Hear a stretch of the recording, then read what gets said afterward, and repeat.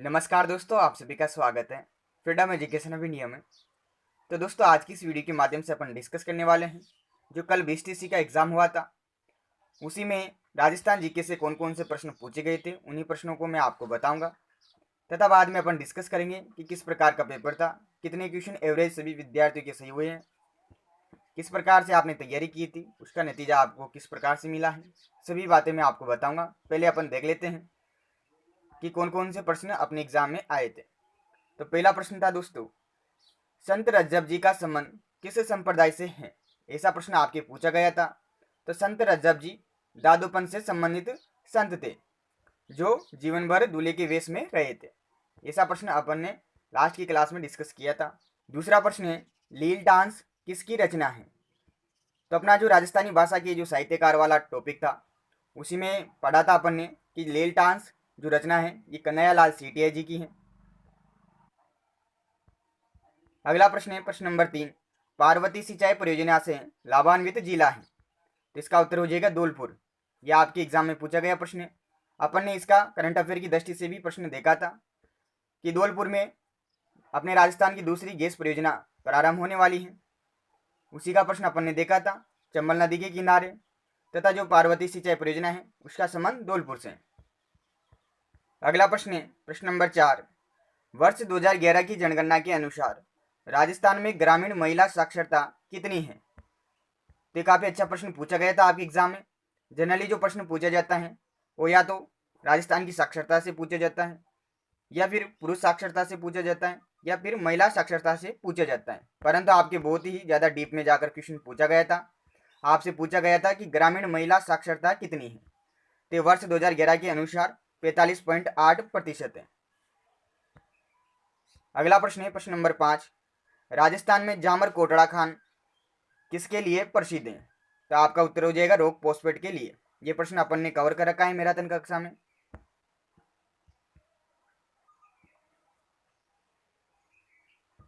अगला प्रश्न है प्रश्न नंबर 6, राजस्थान में गार्नेट यानी कि तांबड़ा, जो तांबड़ा का नाम है वो गार्नेट है। तो आपको कंफ्यूज करने के लिए गार्नेट दिया गया था। अधिकतर विद्यार्थी पढ़ते हैं तांबड़ा के नाम से।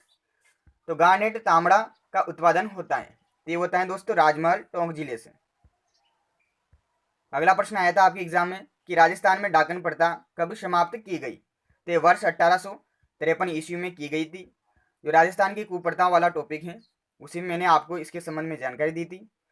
अगला प्रश्न है प्रश्न नंबर 8, राजस्थान का कौन सा लोक नृत्य प्रसिद्ध नहीं है? तो ये काफ़ी अच्छा प्रश्न था और मैंने आपको बताया था कि लोक नृत्य और लोक नाट्य से एक प्रश्न निश्चित रूप से पूछा जाएगा। तो यहाँ पर 3 ऑप्शन राजस्थान के लोक नृत्यों से दे रखे थे तथा एक ऑप्शन था तुर्रा कलंगी। तो अपन ने पढ़ा था कि जो तुर्रा कलंगी है ये लोक नाट्य की एक विधा है जो कि ख्याल के अंतर्गत आती है। जो तुर्रा कलंगी ख्याल है ये अपने राजस्थान का सबसे प्राचीन ख्याल है। ये आपके ऑप्शन में दे रखा था, तो ये लोक नाट्य की एक विधा हो जाती है, न कि लोक नृत्य। ठीक है। अगला प्रश्न पूछा गया था आपके एग्जाम में, चमड़ा कॉम्प्लेक्स कहाँ स्थित है? तो जयपुर में स्थित है, तथा जो बीकानेर का चमड़ा उद्योग है ये अपने राजस्थान में प्रसिद्ध है। अगला प्रश्न है प्रश्न नंबर 10, राजस्थानी भाषा की रचना पगफेरो किसकी है? तो आपका उत्तर हो जाएगा मणि मधुकर। पगफेरो राजस्थानी भाषा की एक रचना है जिसके राइटर हैं मणि मधुकर। अगला प्रश्न आया था आपके एग्जाम में प्रश्न नंबर 11 को देखिए, राजस्थान में 1857 की क्रांति का प्रथम विद्रोह कहाँ हुआ था? तो काफी इजी ये प्रश्न आपसे पूछा गया था, तो आप सभी ने अच्छे से उत्तर कर दिया होगा। जो नशीराबाद छावनी है अजमेर जिले में, यहीं से ही प्रथम विद्रोह 1857 की क्रांति का हुआ था। अगला प्रश्न आया था आपके एग्जाम में, राजस्थान में जापानी उद्योग क्षेत्र है, ते अलवर का क्षेत्र आता है दोस्तों। 2 क्षेत्र आते हैं इसके अंतर्गत, भिवाड़ी और नीमराणा। तो आपके एग्जाम में कौन सा ऑप्शन था इनमें से वो आप देख लीजिएगा। मेरे हिसाब से नीमराणा होगा आपके एग्जाम के ऑप्शन में। जापानी उद्योग क्षेत्र क्यों कहते हैं? क्योंकि जो जापान की कंपनियां हैं ये सर्वाधिक निवेश करती हैं इन क्षेत्रों में। अगला प्रश्न है प्रश्न नंबर 13, जो आपके एग्जाम में पूछा गया था, राजस्थान विधानसभा के प्रथम अध्यक्ष कौन थे? तो ये काफी इजी प्रश्न पूछा गया था। ये प्रश्न अपन ने 2 से 3 बार कर रखा है, तो आपका उत्तर हो जाएगा नरोत्तम लाल जोशी। अगला प्रश्न है प्रश्न नंबर 14, कौन सी नदी मर्द नदी है? तो मर्त नदी से संबंधित भी आपके प्रश्न पूछा गया था, तो आपका उत्तर हो जाएगा घग्गर नदी। ये भी इजी प्रश्न था। अगला प्रश्न है प्रश्न नंबर 15, राज प्रशस्ति कहाँ स्थित है? तो जो मैराथन कक्षा थी उसी का ही ये दूसरा प्रश्न है जो आपके यहाँ पर एग्जाम में आ गया था। तो राज प्रशस्ति राजसमंद जिले से संबंधित प्रशस्ति है। जो राजसमंद झील है उसी के किनारे ये उत्कीर्ण है राज प्रशस्ति। अगला प्रश्न आया था आपके एग्जाम में, मल्लिनाथ जी का मंदिर कहाँ स्थित है? तो जो लोक देवता हैं मल्लिनाथ जी, इनका प्रश्न अपन ने कर रखा है, तो आपका उत्तर हो जाएगा तिलवाड़ा बाड़मेर जिले में स्थित है। अगला प्रश्न आया था आपके एग्जाम में कि राजस्थान में बटाड़ू का कुआं कहाँ स्थित है? तो ये प्रश्न अपन ने 2 बार कवर किया है, 2 क्लासों में मैंने आपको इसके संबंध में जानकारी दी थी, तो आपका उत्तर हो जाएगा बाड़मेर जिले में अवस्थित है। ठीक है। अगला प्रश्न है जो आपके एग्जाम में पूछा गया था, राजस्थान के कौन से जिलों में कस घास पाई जाती है? जिसके संबंध में भी मैंने आपको प्रश्न करवा रखा है। जो मैराथन कक्षाएं थी उन्हीं से लगभग 30 प्रश्न आपके एज इट इज एग्जाम में मिले हैं। तो जिन्होंने भी वो 3 से 4 मैराथन कक्षाएं देखी थी उनको आसानी से 25 से 30 क्वेश्चन आगे होंगे, ऐसा मुझे विश्वास है। इसका उत्तर हो जाएगा टोंक, सवाई माधोपुर तथा भरतपुर। इन जिलों में कस नामक घास पाई जाती है जिसका उपयोग शरबत बनाने में किया जाता है। अगला प्रश्न आया था प्रश्न नंबर 20, तो 18 19 ये 20 हो जाएगा आपका। तो एक सीक्वेंस आगे पीछे हो चुका है अपना। सिमाना दुर्ग का निर्माण किसने करवाया था? तो ये प्रश्न पूछा गया था, तो आपका उत्तर हो जाएगा वीर नारायण पंवार ने। अगला प्रश्न आया था आपके एग्जाम में, पिछवाई कला का संबंध है? तो लगभग सभी बच्चों का ये सही गया होगा प्रश्न। तो पिछवाई कला का जो संबंध है वो नाथद्वारा राजसमंद जिले से है। ये प्रश्न भी अपन ने किया हुआ है। अगला प्रश्न है प्रश्न नंबर 22, मेवाड़ प्रजामंडल से संबंधित महिला हैं? तो ऐसा प्रश्न आपके एग्जाम में पूछा गया था। अब आपके ऑप्शन में कौन सा नाम था इनमें से वो आप देख लीजिएगा। मेवाड़ प्रजामंडल से संबंधित जो मुख्य 2 महिलाएं हैं उनमें नाम आता है नारायणी देवी, दूसरा नाम आता है भगवती देवी। ये दोनों मेवाड़ प्रजामंडल से संबंधित महिलाएं थी। अगला प्रश्न पूछा गया था आपके एग्जाम में कि मरु विकास कार्यक्रम कब प्रारंभ हुआ? तो काफी अच्छा ये प्रश्न था। इसका उत्तर हो जाएगा 1977-78 ईस्वी में ये कार्यक्रम अपने राजस्थान में प्रारंभ हुआ था।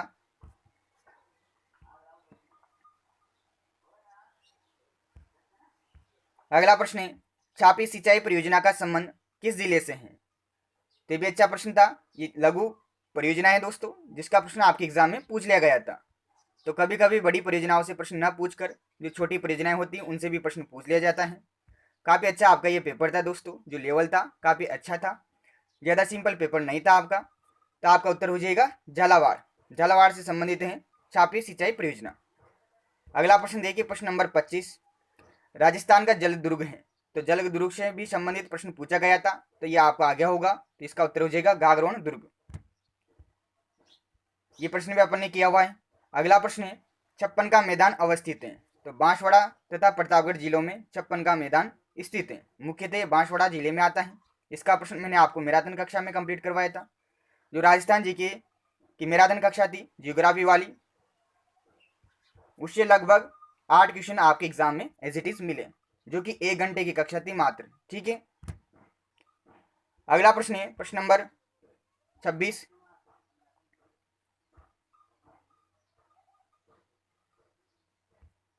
अगला प्रश्न है प्रश्न नंबर 27, विश्व देशज स्थानीय जन दिवस अथवा विश्व देशज आदिवासी दिवस?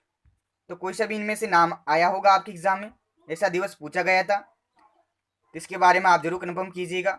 इसका उत्तर हो जाएगा 9 अगस्त। 9 अगस्त को विश्व देशज स्थानीय जन दिवस अथवा जिसे विश्व देशज आदिवासी दिवस भी कहते हैं, ये मनाया जाता है। अगला प्रश्न आया था आपके एग्जाम में, रानी सती का मूल नाम क्या था? तो जो रानी सती थी इनका मूल नाम था नारायणी बाई।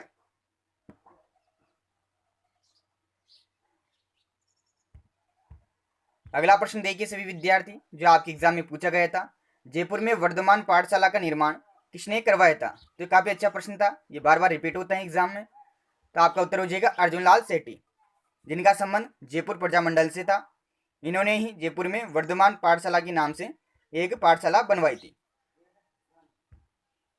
अगला प्रश्न है, दामन अथवा दामड़ा, दामन को दामड़ा भी कहते हैं, आभूषण कहाँ पहना जाता है? तो दामना आभूषण हाथ की उंगलियों में पहना जाता है। ये सा प्रश्न आपके एग्जाम में आया था। अगला प्रश्न है, अब अपना प्रश्न नंबर 31 चल रहा है, क्योंकि एक सीक्वेंस अपना आगे पीछे है। राजस्थान में कौन सी जनजाति नहीं पाई जाती है? इस संबंध में भी प्रश्न पूछा गया था। तो आपको जरूर 3 जनजातियां दे रखी होगी अपने राजस्थान की, तथा एक अन्य जनजाति दे रखी होगी। तो अपने राजस्थान की जो भी प्रमुख जनजातियां हैं वो इस प्रकार से हैं। ठीक है। अगला प्रश्न आया था आपके, जयपुर मेट्रो से संबंधित भी प्रश्न पूछा गया था। तो अब कौन सा प्रश्न आया था ये जरूर आप कंफर्म कीजिएगा तथा कमेंट कीजिएगा। जयपुर मेट्रो की जो गेज है उसकी चौड़ाई है 1435 मिलीमीटर यानी कि mm, तथा ये जो शुरू हुई थी ये 3 जून 2015 को शुरू हुई थी। अगला प्रश्न आया था जो कि अपन ने किया हुआ है, जल महल कहाँ स्थित है? इसका उत्तर हो जाएगा जयपुर जिले में स्थित है। जो मैंने आपको राजस्थान के प्रमुख महल स्मारक छतरिया वाला टॉपिक करवाया था उसी में ये प्रश्न कंप्लीट करवाया था।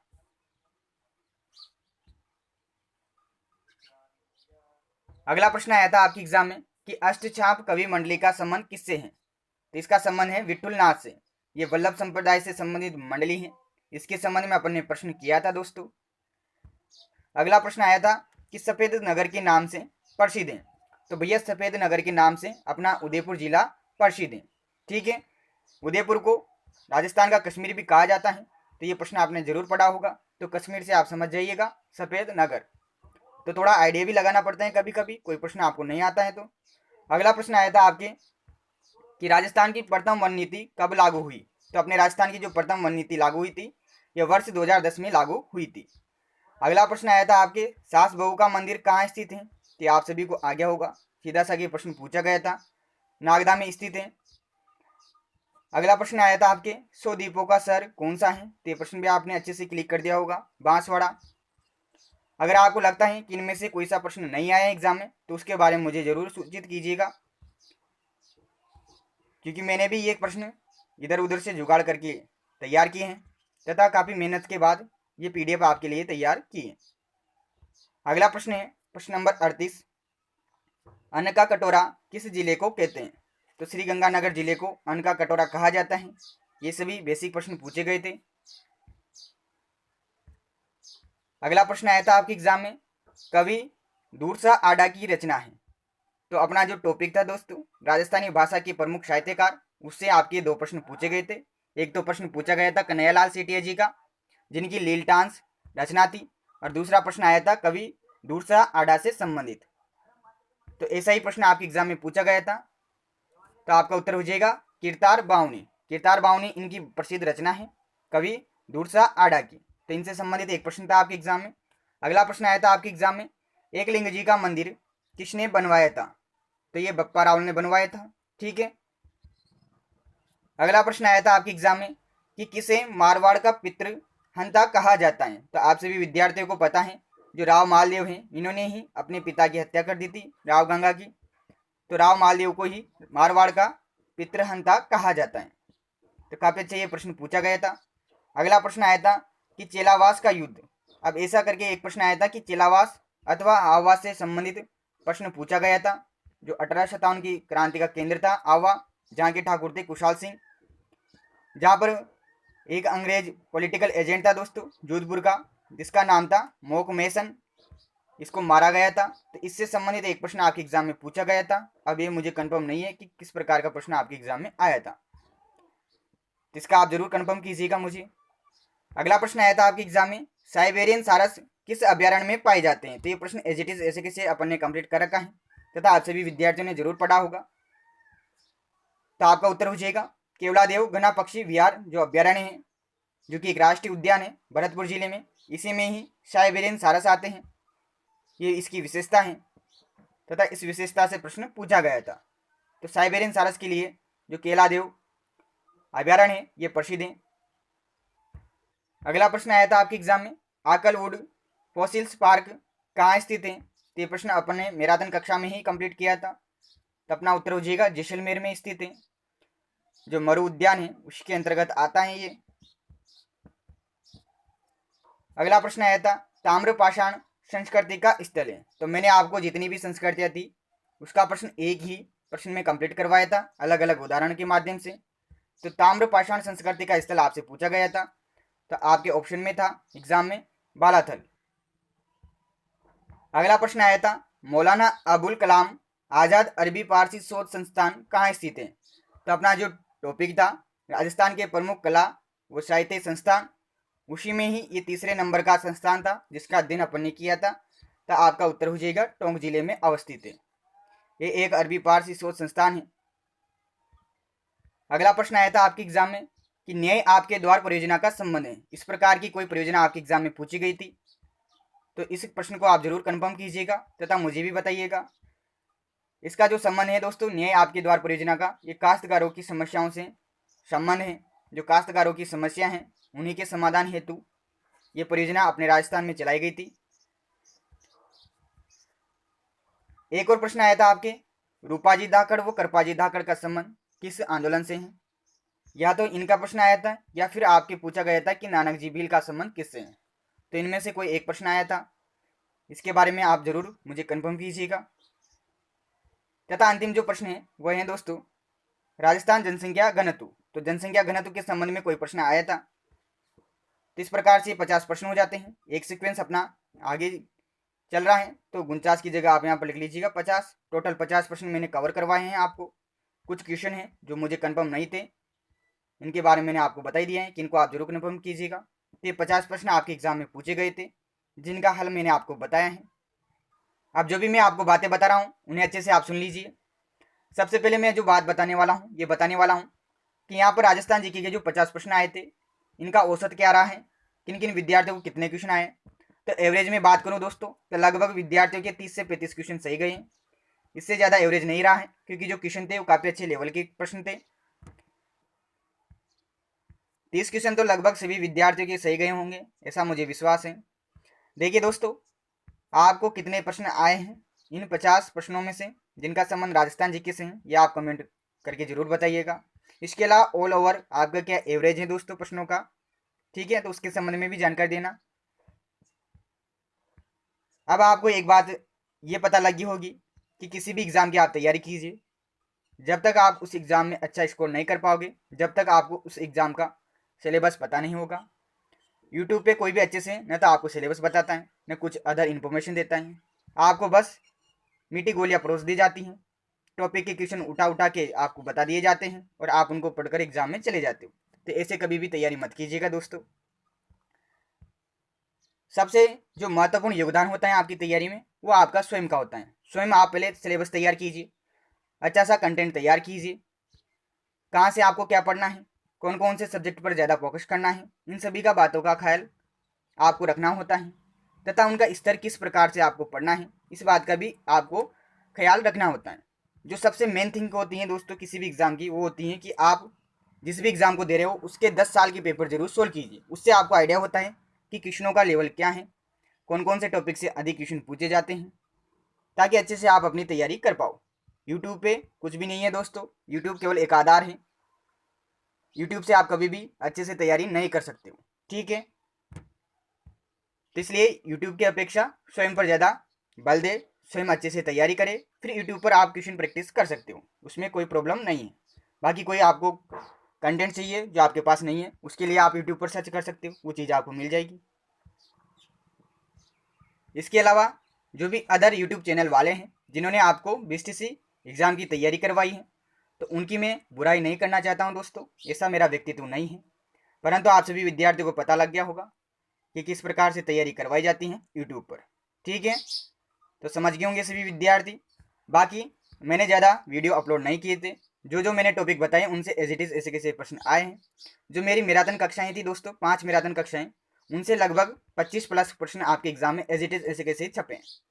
तो जिन्होंने भी वो मैराथन कक्षाएँ देखी थी उन्हें जरूर प्रश्न आए होंगे, ऐसा मुझे विश्वास है। बाकी देखिए दोस्तों मैं क्या करता हूँ, मैं विद्यार्थियों की हेल्प करता हूँ।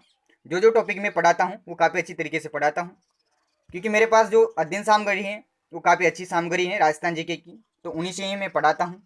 हालांकि मेरे वीडियो हैंड रिटन ज़्यादा होते हैं, परंतु उनकी जो क्वालिटी होती है, जो गुणवत्ता होती है वो काफ़ी अच्छी होती है। परंतु ऐसे वीडियो को क्या करते हैं वही विद्यार्थी देखते हैं जो वास्तविकता में पढ़ने वाले होते हैं। अधिकतर विद्यार्थी तो छपा हुआ पढ़ना पसंद करते हैं, यानी कि टाइपिंग वाला पढ़ना पसंद करते हैं। तो हमेशा ध्यान में रखिएगा, कभी कभी टाइपिंग वाले में ऐसी बात नहीं होती है जो हैंड रिटन वाले कंटेंट में बात होती है। ठीक है, तो समझ गए होंगे सारी चीज़ें आप। तो मिलते हैं अगली कक्षा में, तब तक के लिए धन्यवाद। और एक महत्वपूर्ण बात, आपका पेपर कैसा भी रहा हो, आपको बिल्कुल नेगेटिव नहीं होना है। ध्यान में रखिएगा, असफलताओं के बाद ही सफलता इंसान को मिलती है। तो सफलता की ओर अग्रसर रहिए, सफलता की ओर कार्य करते रहिए, एक दिन आप जरूर सफल होगे। ठीक है, तो नेगेटिव बिल्कुल मत होना, क्योंकि सभी का एवरेज रहा है पेपर, तो इस बात का जरूर आप ध्यान में रखिएगा। ठीक है, धन्यवाद।